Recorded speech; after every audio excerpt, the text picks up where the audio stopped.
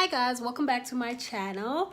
So today we're going to be talking about something that's very important. Have I ever touched on it? No, I don't believe I have, but it's very important.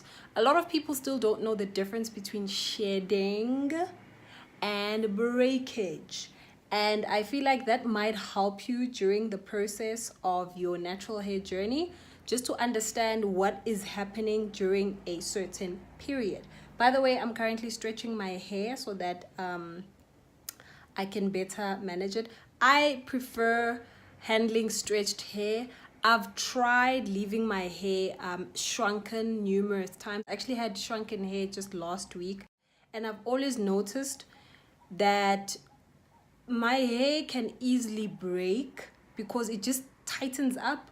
It's just coily, and when I eventually try to manipulate it or I moisturize it, it just starts breaking, and I'm like, nah.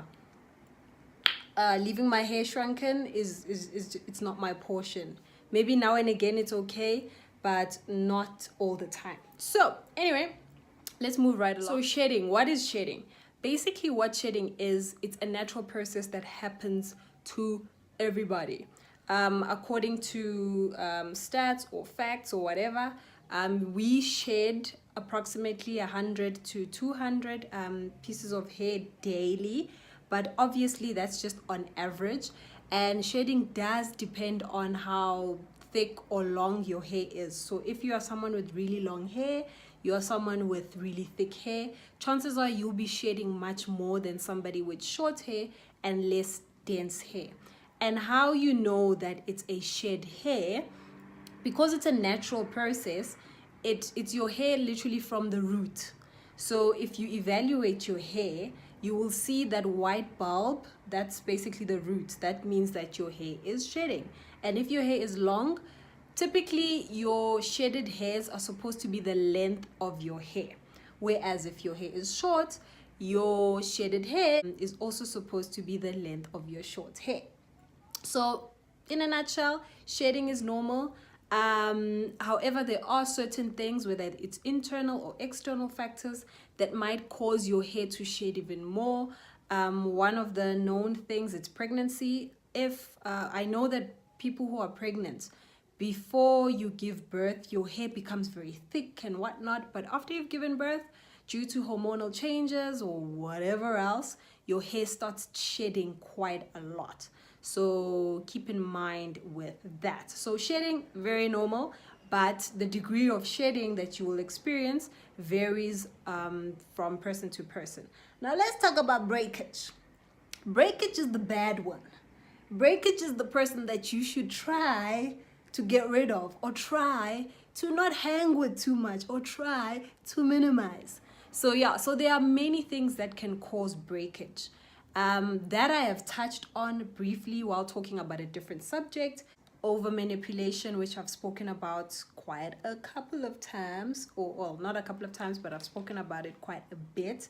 If you over manipulate your hair, obviously you are going to make your hair weaker, and that can cause breakage. In the topic of over manipulation, if you manipulate your hair when it's dry, chances are your hair is going to break. And the reason for that is our hair is very weak and fragile when it is dry and when it is wet. So it's always best to handle your hair, if you want to manipulate your hair, when it's not necessarily damp but moisturized. So over manipulating your hair can cause breakage. Lack of moisture can cause breakage. Overly moisturizing your hair and then manipulating your hair can cause a lot of breakage as well. Stress is also a contributor towards your hair breaking. Another thing that can cause breakage is if you are not conditioning or doing protein treatments as often as you are supposed to. Now, a protein treatment is obviously very different to a conditioner, and I will do a separate video on that. But conditioner, typically I condition my hair once a week, and then I shampoo just to remove build up once every 2 months, and then I do a protein treatment once a month. So if you are not conditioning your hair often and you are not doing a protein treatment at least once a month, that could also be one of the reasons why your hair is breaking more than it is supposed to be. Eating habits are also a contributor towards the state of your hair. So if you are someone who just eats whatever, unfortunately you are what you eat, and it will show. So your hair will be suffer if you are eating whatever it is that you feel like eating.